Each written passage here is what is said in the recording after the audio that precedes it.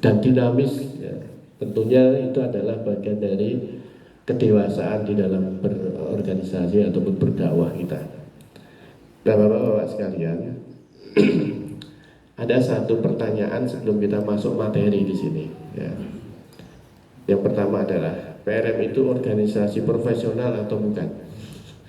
Kira-kira jawabannya apa? Gimana Pak? Gimana Pak Musudin sebagai sekjen PCM? Profesional Pak. Profesional. Profesional. Baik. Ada yang mengatakan tidak profesional. Karena orang di dalam benak di diri kita ini ketika bicara profesional itu mesti ujung-ujungnya duit. Betul nggak? Kalau profesional itu mesti duit ya. Betul ya Pak Saan? Jadi kalau apa-apa dibayar dengan duit itu akhirnya profesional. Nah, terus apapun yang kegiatannya itu dalam keadaan profesional itu kemudian dikatakan tidak profesional kalau nggak ada duitnya. Nah, itu juga repot. Salah satu yang saya selama ini di kedokteran adalah untuk mengembangkan professional behavior ya. Jadi professional behavior untuk bagaimana mendidik para dokter untuk bisa menjadi berbudaya profesional. Itu bukan semua urusannya duit, tapi sebetulnya professional behavior itu berkaitan dengan bagaimana kita di dalam berperilaku itu, bertindak dan sebagainya itu segalanya terukur dengan berbagai macam parameter yang bisa kita ukur dengan baik dengan menunjukkan suatu kualitas ya, kualitas, tidak sekedar kuantitas tapi kualitas kinerja yang baik. Nah, begitu juga kita sebagai organisasi masyarakat, dalam hal ini adalah organisasi Muhammadiyah, itu juga harus apa yang dikerjakan adalah profesional ya. Sehingga dalam kategori profesional itu jangan diartikan sempit semuanya harus berbayar dengan cash gitu ya, tapi berbayarnya adalah dengan pahala ya, itu salah satunya ya. Kemudian PRM itu organisasi profit atau non profit? Ini pertanyaan mendasar ya. Gimana? Non profit.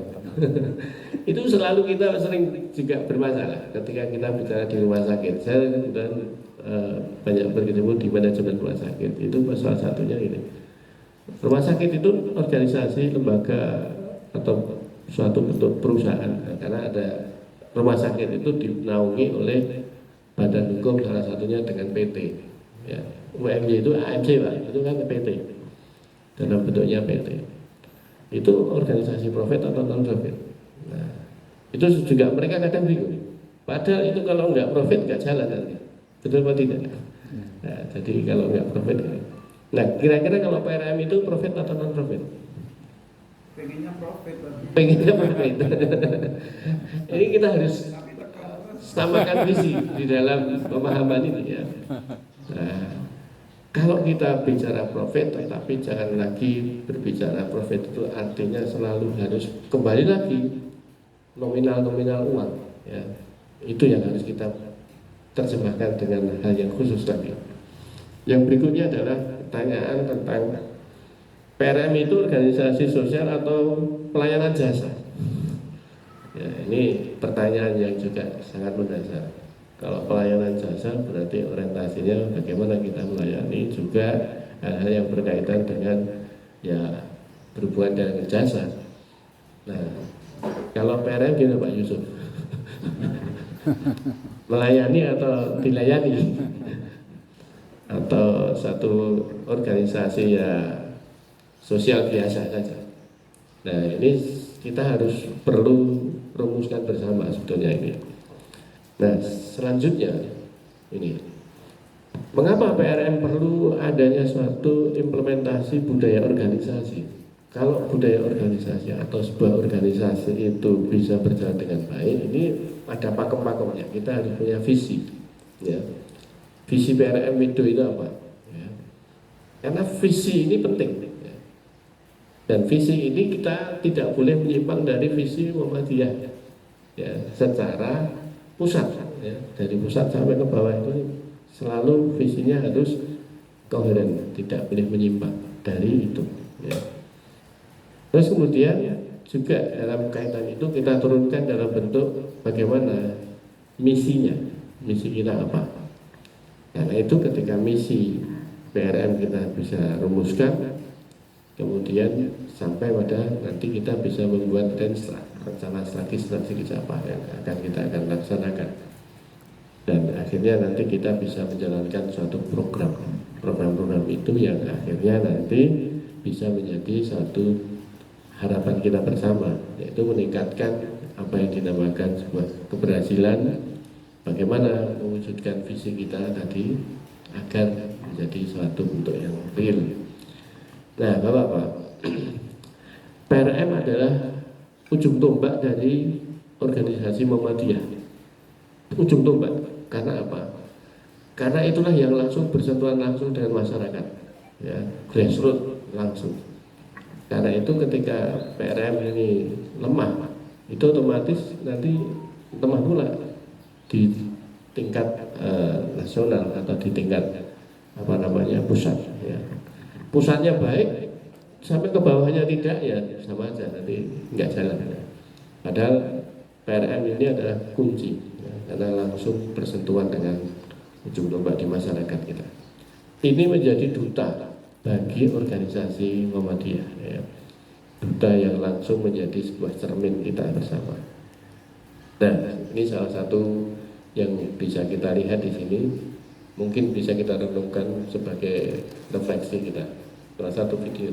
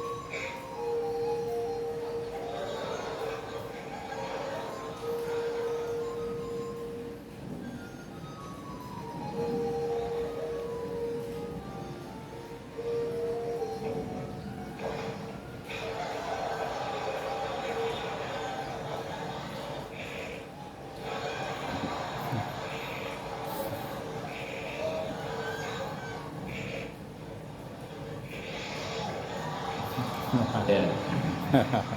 Ini sebetulnya film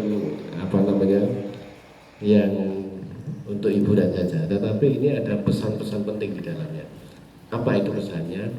Salah satunya adalah ini tadi adalah suatu bentuk organisasi, ada suatu kelembagaan, ada perusahaan, ada hotel, ya.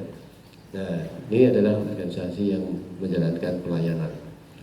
Di dalam organisasi ini menunjukkan bahwa tidak berjalannya suatu sistem yang baik dalam berbudaya organisasi. Di antaranya adalah bagaimana seseorang di dalam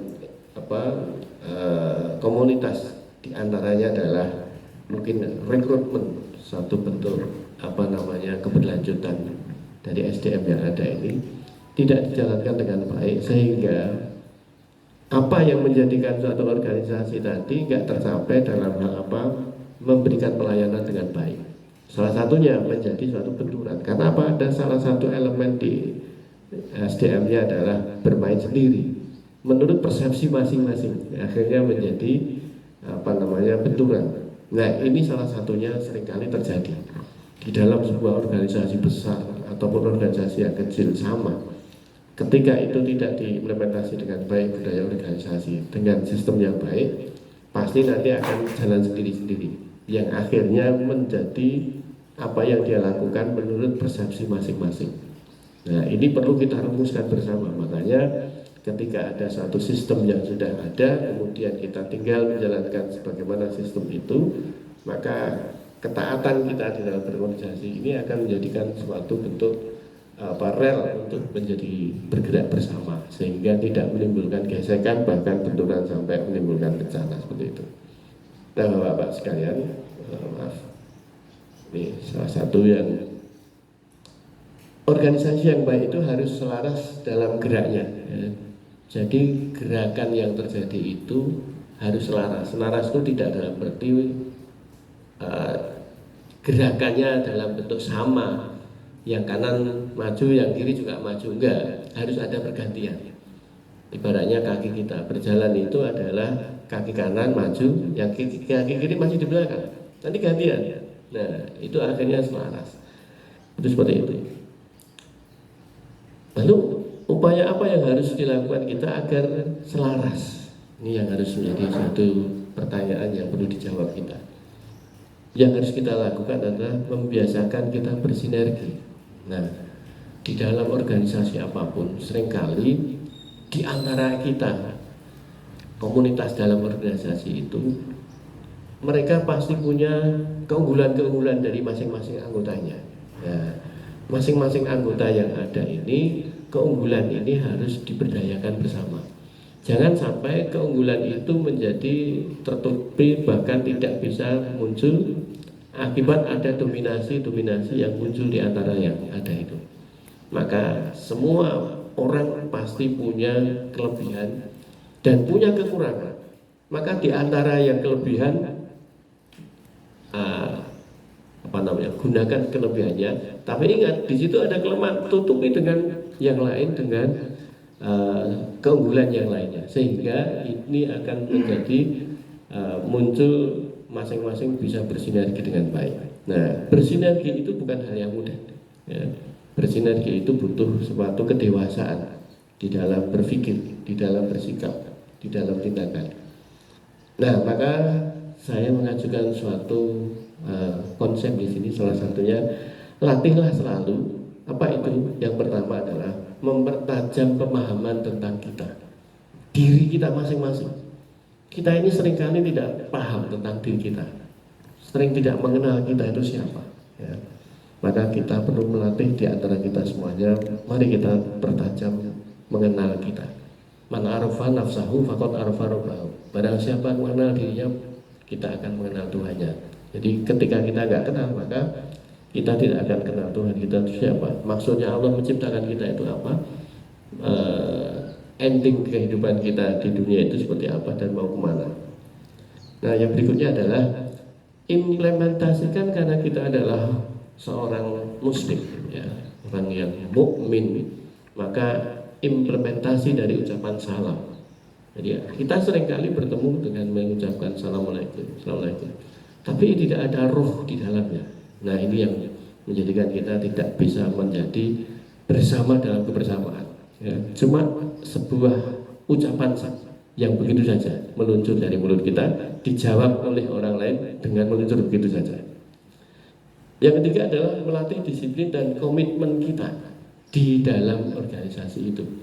Ini penting sekali. Jadi disiplin dan juga komitmen ini satu paket bersama. Lalu berpikirlah juga kita harus biasakan out of the box, ya. Out of the box itu kita jangan terlalu masuk di dalam sebuah ruangan ini sepertinya kita sudah hebat, ya. Maka keluarlah dari diri kita, dari harus melihat dengan cara helikopter view, ya. Harus yang luas, panjang pandangan kita ini. Jadi dengan cara agar supaya kita bisa out of the box, maka kita perlu menjaga ego kita, jarak kita dengan kita, ya. Kita ini seringkali merasa kita hebat, kita paling ini paling itu. Nah, ini kita harus eliminasi itu. Jarak dengan diri kita harus kita batasi. Kemudian yang kelima adalah mengasah kemampuan pemahaman. Nah, maksud pemaafan, ya, pemaafan, ya. Jadi maksudnya gini, kita ini seringkali di dalam berorganisasi itu pasti ada dinamika pemikiran. Pemikiran itu bisa berbeda. Berbeda itu bisa menjadi satu bentuk distorsi-distorsi yang akhirnya menjadi permusuhan. Nah, kemampuan untuk bisa memahami perbedaan itulah yang akhirnya jangan sampai kita tidak dewasa. Dalam hal ini begini contohnya.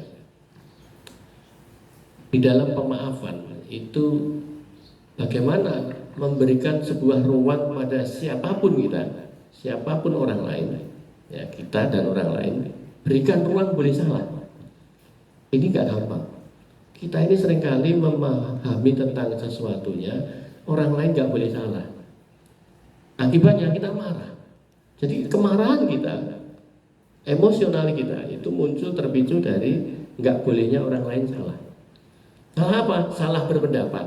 Salah apa? Salah punya pemikiran yang seperti itu. Jadi ini yang seringkali gontok-gontokan di dalamnya. Ini kan jadi bermasalah ya. Nah, contoh kecil aja. Ketika dalam sebuah forum namanya rapat itu kan namanya rapat itu sesuatu yang bersentuhan. Rapat itu mesti sentuhan. Lalu ketika ada suatu forum rapat, ternyata ada yang tersinggung.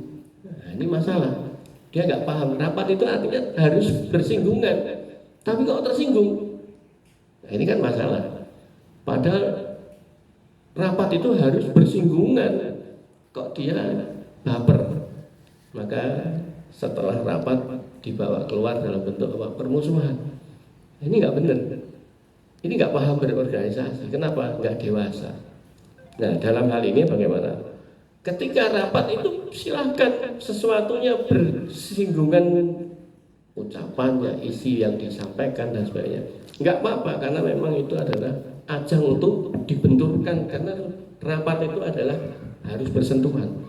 Tapi sentuhannya ini jangan dibawa sebuah emosi gitu. Ini kan sepele gitu. Maka tadi berikan sebuah kemampuan kita tajam untuk memberi ruang boleh salah. Namanya pemaafan. Karena ini bagian dari pintu surga, di antaranya 8 pintu surga itu adalah pintu pemaaf. Ya, salah satu bagian dari kita bisa masuk ke sana lewat pintu pemaaf. Yang keenam adalah mengasah positive thinking. Nah, positive thinking itu harus dikedepankan karena apa? Husnudzon adalah bagian dari hal yang utama yang harus kita kedepankan dalam berorganisasi. Jangan setiap kali ada hal yang berbeda dikit langsung negative thinking, suudzon. Ini mesti nanti terjadi siaga dan siap perang terus. Dan ketika orang positive thinking itu akan menjadi akhlak yang mulia, akhlakul karimah. Tidak mungkin orang berakhlak mulia tanpa husnudzon. Jadi Pak Husnuddin ini termasuk suatu bentuk akhlak mulia. Namanya sudah menyermikan. Ya, mengasah kebiasaan altruisme itu satu bentuk berpikir tidak memikirkan kita, tetapi berpikir tentang bagaimana kita punya kemampuan empati, kemampuan untuk berpikir di sisi di luar kita, ya, orang-orang di luar kita. Gitu. Kemudian bagaimana mempertajam keadaan diri kita ini untuk supaya bisa dengan baik. Tadi yang saya sebutkan, kita harus sadar kita itu sesungguhnya siapa sih? Ini eksistensi kita ini. Jadi kita itu sebetulnya adalah makhluk yang dalam keadaan berjalan dengan stase kehidupan kita itu akan terjadi proses kembali. Perjalanan kita adalah innalillahi wa inna ilaihi rajiun. Jadi ini prinsip dasar kita harus sadar betul. Bagaimana kita ini punya sebuah pemahaman bahwa kita ini adalah bagian dari yang diciptakan Allah untuk kembali kepada Allah, dari akhirat kembali ke akhirat. Ya. Dan kita sekarang ada di dunia ini, ya, kemudian pasti akan mati. Lu nafsin dha'iqatul maut. Posisi kita pasti mati. Mati itu mempertanggungjawabkan apa yang kita telah berbuat, termasuk dalam organisasi kita. Ya. Dan agar supaya bisa selamat sampai di akhirat itu salah satunya adalah memahami kita itu siapa. Nah, kemudian yang berikutnya adalah tingkatkan kesadaran tentang pemahaman peran tentang kita ini perannya apa ya. Kata Ahmad Albar, peran ini diantaranya adalah kita hanya bersandiwara. Berorganisasi itu ya kita bersandiwara ya. Di dalam kehidupan kita juga bersandiwara. Karena itu bersandiwara itu ya jadilah pemeran yang terbaik ya, supaya kita menjadi dapat reward ya, kalau dalam konteks piala citra itu dalam perfilman gitu. Tapi kalau dalam konteks hidup kita ini ya pahala diantaranya adalah untuk bisa masuk ke surga, ketemu dengan Allah kan itu. Kemudian ini salah satu bagian yang menjadi quote yang pernah saya tulis ya. Pencapaian sukses yang kita raih saat ini merupakan hasil kontribusi banyak orang yang dengan kerelaan hati menempatkan pundaknya sebagai tempat pijakan kita untuk sukses. Ya, kita itu seringkali naik suatu karir atau berorganisasi bisa mencapai puncak dan sebagainya itu karena menginjak siapa yang kita injak, dan ada orang lain yang rela untuk diinjak. Ya, guru-guru kita itu adalah orang-orang yang rela untuk diinjak ya, untuk menyediakan dirinya untuk supaya kita tepat untuk berpijak gitu. Nah makanya pundak-pundak itu diantaranya adalah orang tua kita, guru-guru kita, dosen kita, saudara kita, suami, istri ataupun anak-anak kita, cleaning service misalnya yang paling di letter paling bawah ya, karyawan kita, asisten rumah tangga, dan semua orang adalah orang-orang yang bisa bersedia penuh dengan diinjak kita. Hargai dan hormatilah selalu orang-orang di sekitar. Karena itu kita harus pahami tentang peran penting orang lain ya. Karena mereka itulah pundak-pundak yang menjadikan pijakan kita untuk sukses dan bahagia. Kadang orang ketika sukses itu melihat perspektif dirinya, lihat yang dia sudah capai ini seolah-olah dia sendiri yang bisa sampai ke sana, bukan karena peran-peran penting orang mensukseskan dia. Nah, itu tinggal lupa dari akarnya dia. Tingkatkan kesadaran pemahaman peran penting orang lain di sekitar kita ini ketika kita ingin sukses. Manusia itu makhluk dependen, bukan makhluk yang independen. Karena itu prinsip seperti kalau 17-an itu ada panjat pinang itu. Untuk meraih puncak itu perlu menginjak, yang diinjak mau rela diinjak ya. Menyediakan diri supaya untuk menjadi pijakan kita. Nah dengan begitu filosofi kesuksesan panjat pinang ini juga bagian dari yang kita refleksikan bersama. Tidak satu orang pun bisa sukses tanpa berpijak dari pundak orang lain ya, kita itu kadang mengartikan sebuah orang yang berguna, orang yang berharga, orang yang berjasa dengan kita itu kalau orang-orang kita yang kita kenal saja. Padahal orang yang tidak kenal itu posisinya ternyata sangat berjasa tentang kita. Termasuk tadi misalnya ini air teh ini ternyata yang kita kenal, yang menyajikan tehnya yang kita kenal. Padahal di balik itu teh ini petaninya teh, kemudian yang nyupuk teh dan yang kuli membawa panenan sampai menjadi teh kita nggak kenal, itu tidak kita hargai. Karena itu ketika kita ketemu dengan siapapun orang adalah orang yang berharga. Begitu kita memikirkan orang itu berharga, maka kita melihat bahwa dia adalah orang yang harus kita hormati. Nah, siapapun orang yang ada harus kita hormati karena semua adalah orang yang berharga. Nah, implementasi dari ucapan salam itu apa? Assalamualaikum warahmatullahi wabarakatuh, itu makna yang luar biasa, yaitu semoga Allah memberikan keselamatan dan rahmat kepada yang kita doakan tadi, yang dan siapapun yang orang kita jumpai ini. Ini ucapan doa yang dalam konteks doa inilah kata semoga ini artinya saya berharap dengan sungguh-sungguh. Maka kalau dengan demikian, ketika kita ini dengan siapapun orangnya, tidak sekedar hanya assalamualaikum itu meluncur dari mulut kita, tapi interaksi hati kita ketika ketemu dengan seseorang setelah kita mengucapkan itu, maka kita selalu berdoa dan mendoakan orang tersebut. Bagaimana ketika kita mendoakan sebuah kebaikan pada orang itu kalau kita nggak punya rasa lego? Nggak mungkin orang bisa mendoakan orang itu dengan baik kalau nggak punya rasa lego, betul atau tidak? Jadi kalau kita tidak punya rasa legowo, rasa mencintai, rasa perhatian, justru kalau kita memendam rasa benci, mesti dunganya elek, betul nggak? Kita seringkali berorganisasi, tapi ternyata saling cuket aten itu apa? Saling gampang putus asa, gampang congkrah itu. Ini gimana mau salam ini kita tegakkan? Jadi mari kita rajut sebuah ikatan di dalam organisasi kita itu dengan implementasi salam ini, sehingga selalu menjaga orang lain adalah bagian dari yang harus kita doakan dengan kebaikan. Makanya kekuatan salam ini menghasilkan sinergi hati. Kita memang ketemunya fisik, tapi hati kita harus bersinggungan, harus bersama dalam kebersamaan. Karena itu amalan-amalan itu tidak boleh lepas dari amalan hati. Terjadi empati tingkat yang dasar, membangun landasan rasa saling percaya. Ya, kalau tidak ada trust, gimana mungkin kita bisa bersama? Mendapatkan energi membangun bagaimana kita bisa silaturahmi, menyambungkan tali rahim di antara rahim-rahim ibu-ibu masing-masing kita, sehingga kita adalah bagian dari yang berbeda rahim tapi ternyata adalah satu rahim. Mereka yang beriman dan melakukan amal kebaikan, Allah Maha Pemurah akan mengaruniakan mereka kasih sayang. Ini dalam Quran surat Maryam 96 ya. Nah, yang berikutnya bagaimana kita implementasi untuk disiplin dengan komitmen. Jadi komitmen ini sebagaimana di dalam Quran surat Al-Fat ayat 10. Sungguh orang-orang yang berjanji setia kepadamu tiada lain dari berjanji setia kepada Allah. Allah meletakkan tangannya di atas tangan mereka. Tetapi barang siapa melanggar janji, tiada lain dari melanggar janji terhadap dirinya sendiri. Dan barang siapa menepati janji yang dijanjikannya kepada Allah, Allah akan memberikan pahala berkelimpahan.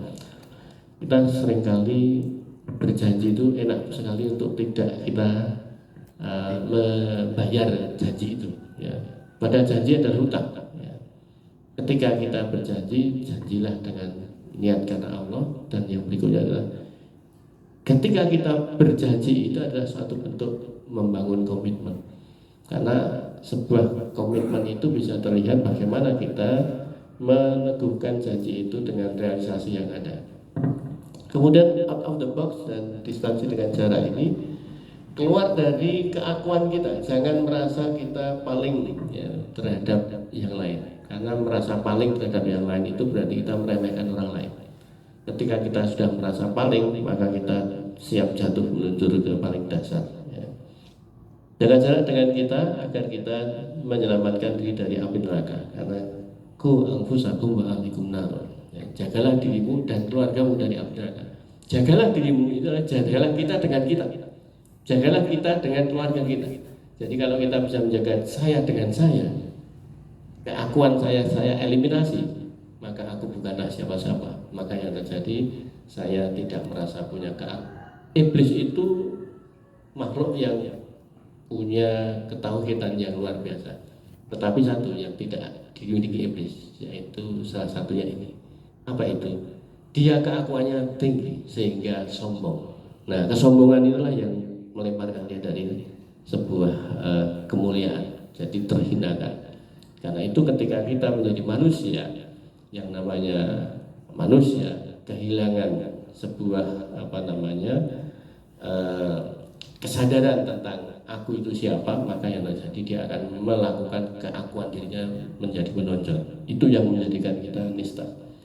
Di dalam Quran surat Al-Hasyr yang artinya hai orang-orang yang beriman, bertakwalah kepada Allah, hendaklah setiap orang memperhatikan perbuatan apa yang telah dilakukannya sebagaimana persediaan untuk hari esok. Artinya kita menyiapkan sanggup ke depan kita, maka persiapan yang diperlukan adalah bertakwalah kepada Allah.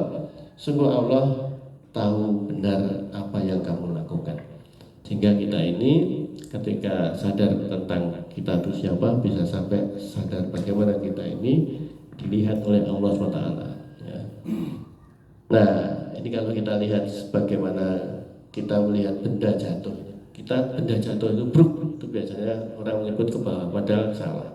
Benda itu tidak jatuh ke bawah, tapi ke arah gravitasi bumi. Nah, ini salah satu contoh. Kita singkat saja. Ya, jatuh itu tidak mesti ke bawah, hanya salah satu sudut pandang kita yang salah melihat.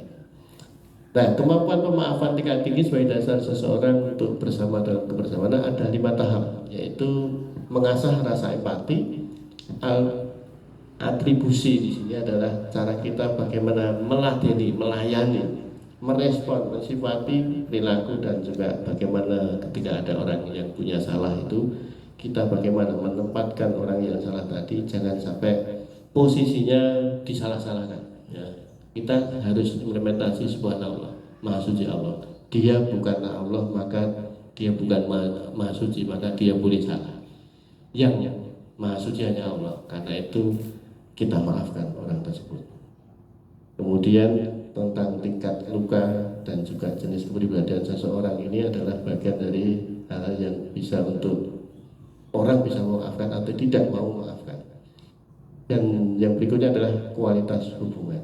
Maka salah satu yang kita penting di sini adalah mari kita meningkatkan kualitas kita di antara anggota PRM ini untuk memperkuat bagaimana hubungan kita sampai hubungan hati, ya, tidak hanya sekedar kenal, tapi kita perlu tingkatkan dengan hati. Dengan demikian nanti kita bisa mengajak orang-orang yang selama ini belum aktif dan orang-orang yang muda untuk bisa terlibat dalam PRM, karena kita butuh regenerasi. Kita semua akan menjadi tua, dan tua itu adalah sebuah kepastian bagi yang sampai diberi kehidupan yang berikutnya. Maka kita perlu regenerasi bahwa PRM ini agar terus berkelanjutan. Kita ajak dakwah bersama untuk anak-anak muda kita yang usianya masih muda-muda. Saya kira itu saja untuk bisa mempersingkat waktu, karena Pak Haris juga akan menyampaikan materi.